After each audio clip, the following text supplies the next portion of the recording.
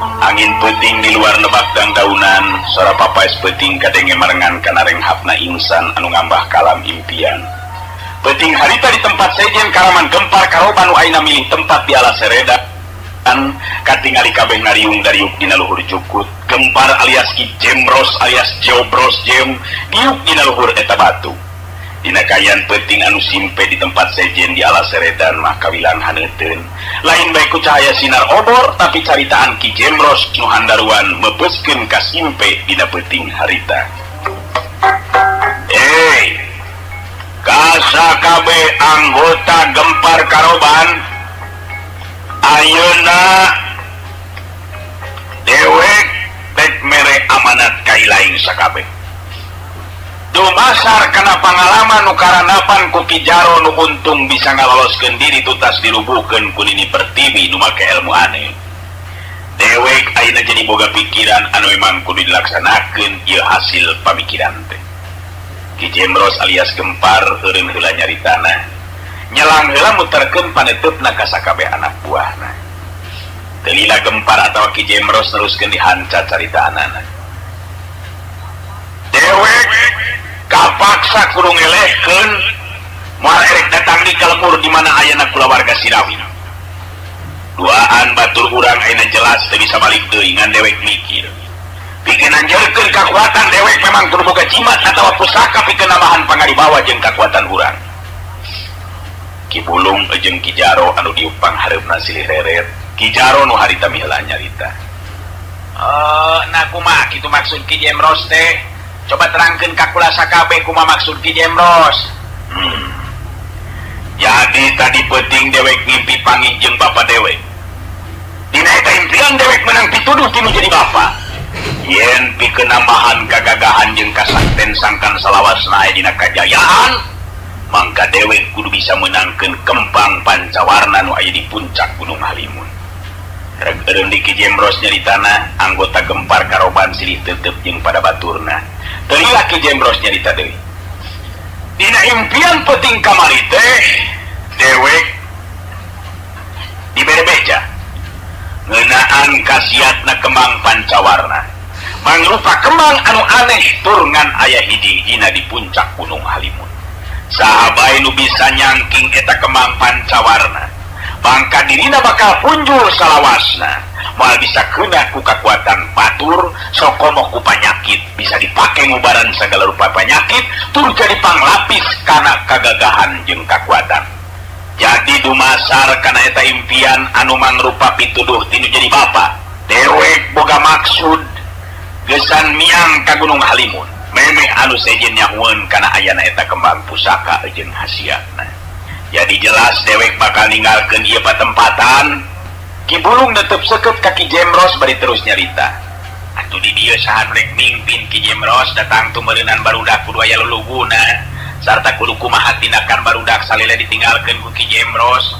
Andika nu dipercaya ku dewek pikeun mimpin saheulaanan barudak Ki Bulung. Ngan Ki Jaro ayana milu jeung dewek. Sabab Ki Jaro tang teu leuwih nyaho lampar pangalaman apal ka jalan nu kudu disotang pikeun nuju ka Gunung Halimun. Ki Jaro ayeuna mah cumarita. Iraha maksud Ki Jemros teh pikeun miang nuju ka Gunung Halimun teh. Memang ari jalan mah kula teh apal pikeun nuju ka Gunung Halimun mangan bet asa kakara ayeuna ngadengena yen dina puncak Gunung Halimun aya kembang aneh nu disebut kembang pancawarna. Gempar atau Ki Jemros katingali rada muralang panonan ka Ki Jaro. Teu lila terus nyarita deui. Jadi teu percaya kana anu bieu diomongkeun ku dewek, ha? Dewek lain samarangan ngimpi deuleu Jaro. Sarta moal samata-mata bapa dewek datang dina impian lamun memang eueuh bukti eta kenyataan. Sabab bapa dewek nyarita dina impian ku cara dewek nyangking kembang pancawarna, mangka jalma nu jagona saperti Sirawing sanajan aya 100 Sirawing mangka bakal bisa ngalayan jiwana ku kaampuhan kembang pancawarna. Panjang kailaing bapa dewek kaloong, ha? Ki Jaro ngageter hatena, sorot panonna Ki Jemros lamun geus kitu muwuh matak sentar kana hatena. Bet lain kitu Jemros, ngan kula teh memang bener-bener kakara ngadengi ayeuna, jadi lamun kitu mah meureunan kudu gagancangan ulah nepikeun ka kapiheulaan ku batur Ki Jemros. Sabab lamun nepikeun kapiheulaan ku batur tangtuna ge bakal loba halangan meureunan. nu matak dewek ngajakan ilaing ini teh isukan isuk-isuk kurang miang pikeun jadi pamimpin ngagantikeun dewek saulanan nyata si Bulung jalankeun aturan sakumaha biasana dewek percaya ka maneh Bulung. Ki Bulung sanajan saluhureun gempar alias Ki Jemros tapi dina hal ajen pangarti mah memang sahanapeun teu matak aneh lamun harita ungeuk bari nyarita segala rupa parentah di Ki Jemros tangtu bakal dilaksanakeun sakumaha mistina. Muga-muga pamaksudan Ki Jemros oge tinekanan sabab teteh laki wari beuki loba bae jago-jago nu mapae sanalam kajawaraan nganu arti urang memang kudu mibanda kakuatan nu bisa dijadikeun andalan dumasar kana eta pisan pangna dewek ayeuna nyarita jadi ku ayeuna kitu ka ilaing sakabeh ingetkeun maksa dewek ini tina paisukan jeung Ki Jaro ka Gunung Halimun mangka nu bakal mimpin si laing sakabeh teh Ki Bulung. Karti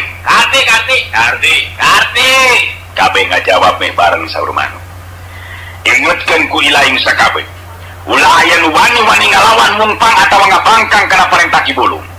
Oge maneh Bulung ulah coba-coba pikeun ngarajaan ka pilemburan anu sakirana bakal gagal dina ngayakeun tindakan anu akhirna malah bakal ngarugikeun pikeun pihak urang. Ngarti Ki Bulung ungeuk bari ngajawab. Arti Ki Jemros seperti nu karanapan ku Ki Jaro ulah nepikeun ka karanapan di ku pihak urang. Bener kitu euy. Upama dewek geus hasil menangkeun Kemang Pancawarna geus kabayang ku aing geus moal aya deui kakuatan anu mampu pikeun ngabendung kakuatan urang. Hiji kanyataan anu kudu disengarepan ku sakabeh jago yen diri aing nu bakal jadi jago nomor 1 di alam kajawaraan. Kitu diantarana obrolan nu penting dina peuting harita nu lumangsung di alas seredan. Bareng jeung lumakuna waktu mangsa peuting sirna tembus sinar sang surya gempar alias Ki Jemros di baturan ku Ki Jaro geus kebat lumampah ninggalkeun alas seredan geus nuju ka Gunung Halimun ngahaja mawa Ki Jaro sabab nurutkeun hitungan Ki Jemros. Ki Jaro kalulang lampar jeung geus loba pangalaman nu tantu geus nyaho jalan nu kudu disorang geus nuju ka tempat tujuan. Sedengkeun di lembur Kalingga Sirawing jeung si Banteng Bulung geus beres marandi malah geus didaharkeun sagala rupa anu saterusna Sirawing jeung si Banteng Bulung oge Ki Jayaraga katut kieu enju pada ngariung di tepas imah gunter ngarobrol deui kadenge Ki Jayaraga nu cumarita. Jadi Jang Rawing teh sarwana dinya erek nuju ka Gunung Halimun nurutkeun wewengan Jang Rawing ngeunaan anak kula Marwati nah memang tetep kudu diubaran ku Kemang Pancawarna.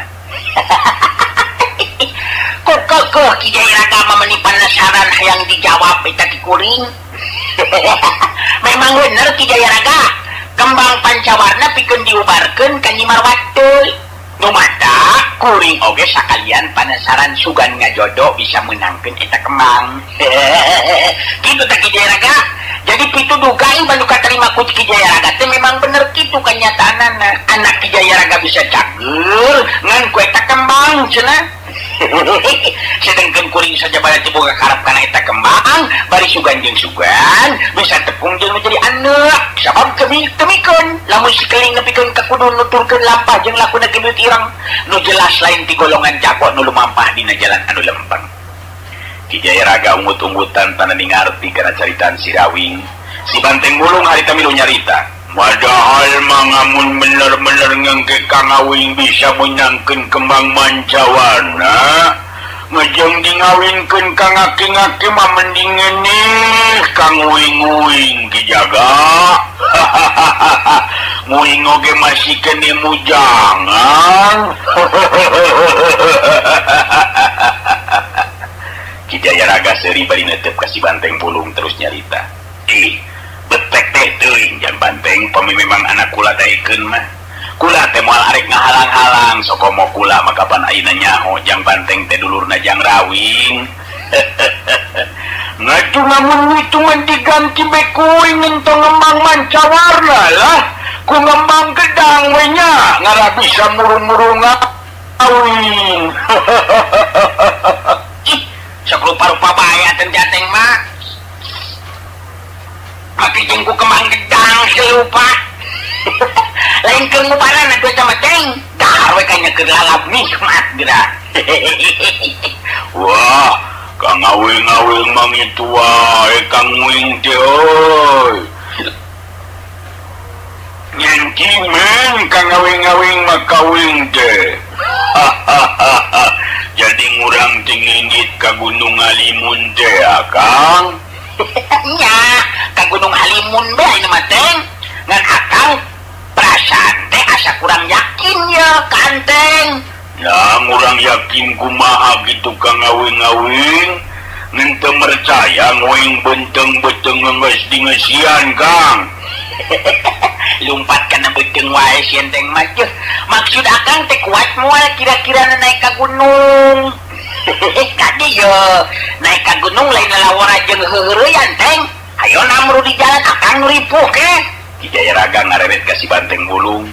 Terus pilu deui mirang amairan caritaan.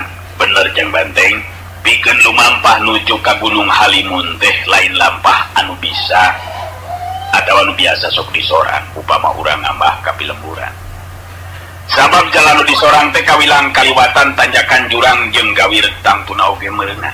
Atuh sakiranan teu kauntup mah geus we daguan di dieu jeung Banteng mah. Nyalain kitu jeung Rawing. Bener kitu Teng tah. Kumaha teh lamun kitu Anteng daguan di dieu. Sedengkeun dengkeun. Akang sorangan lumampah ka Gunung Halimun. Kumaha tuh kitu Teng? Wah, kang ngawing-ngawing itu euy. Jadi ngamun itu mah kang ngawing teh embung dinuturkeun ku nguing-nguing meurna. Ngembung dipiluan ku nguing, Kang. Mentong itu mah tukang ngawing-ngawing. Nguing geus janji ngamanna bae kang ngawing ini nguing milu ngapanan kitu, Kang. Tuh, dah kitu atuh da Kijaya Raga mah. Nyanggeus lah keun bae lah. Ayo ari keukeuh ari milu mah. Ngan kade ieu Teng ieu, lamun ngarudetkeun di jalan ku Akang ditinggalkeun sia. Akang capek bisa diapet ku Anteng. Lamun Anteng ngopo kumaha makapotna cik Akang? Cik bisa teu? Bener teu? Oh, moal wing-moal bopo kang ngawing-ngawing. Nu momokon naman najan kana nungtung megawing nyanggup, Kang. Nyaan gede hati euy. Jadi kitu tak Kijaya Raga. Kuring ayeuna mah pamitan ye. Sabab terus terang lain baik butuh ku kembang pancawarna pikeun nulungan Nyimar Batu. Tapi leungna teh rek nyusulan nu jadi anak kitu. Kijaya Raga ungeuk bari nyarita. Nya tuh beral jeung Rawing. Muga-muga we Jang Rawing anu hasil menangkeun eta kembang. Sabab lamun beunang ku Jang Rawing mah kula ngarasa sugema jeung lugina meurina. Katulungan nya talunganan beunang ku Jang Keling atawa Sokomo Ki Buyut Ireng geus tangtu bakal nambahan masalah ka diri kula. Ari cek kuring mah sanajan nya oge beunang ku si Keling anak kuring atawa ku Ki Buyut Ireng pisan. Caritakeun we, demikeun kitu ari anak kudu dikawinkeun ka aki-aki hideung mah. Komo bari anakna geus kabangsat mah. Lamun ngamek becakeun we, cek si Rawing kitu. Nya di harapan kula mau pamajang Rawing nya hoyen kembang pancawarna teh beunang ku Jang Keling atawa Ki Buyut Ireng. Wayahna we kadi deui bantuan kula pikeun ngumpulan Ki Buyut Ireng. Sabab Jang Rawing pabaris ilmu Eyang Nur Alam sigana bae iwal ti Jang Rawing nu bisa ngimbangan pangartina Ki Buyut Ireng. Kitu teh Jang Rawing. Nya kelah ka dieu insyaallah. Tapi teu janggil Kijaya Raga ye. Nya ngan bakal diusahakeun kitu. Ayo Teng, lain kalah ka kutak-ketak kitu. Naon kurang nikmat keneh. Wah, kang ngawing-ngawing mang itu bae kawing teh euy. Ngayung atuh Kang, dawing mang